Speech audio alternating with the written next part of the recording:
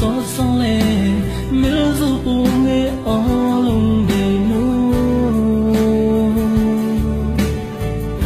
mi kêu nụ cao tên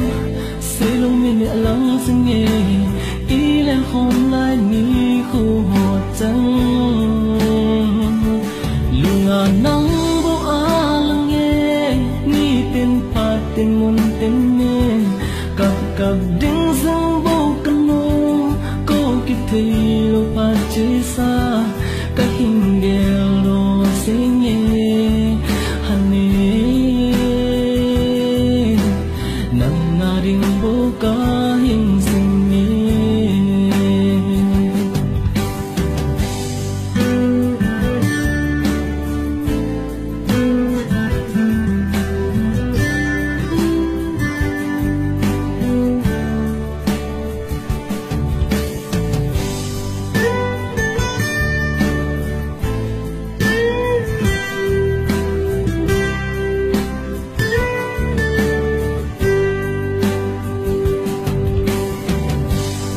tâm lạ lùng đây nắng bao cô xuân là ngày sao về nắng bầu na hi o lùng đầy nô kẻ khô thiên thu ấy lâu chân xuân lôi bên chân sương nghe kỹ năng na ni khô hồng thâu cá e lùng nắng bầu á lắng nghe ni tên pha tên môn tên lên cặp đứng dưng bu căn nô câu kia thấy lối pha chia xa cái hiền gheo đồ xinh nghe hane nắng ngà đình bầu cá hình dung nghe giặt tâm lá đi rần o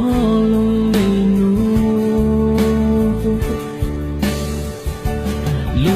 nắng bộ á lắng nghe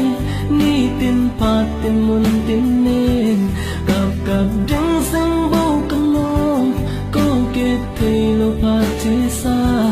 cái hình gheo đồ xinh nghe hane nắng ngà đình bầu cá hình dung nghe lùng nắng bộ á lắng nghe ni tên phạt tên môn tên nên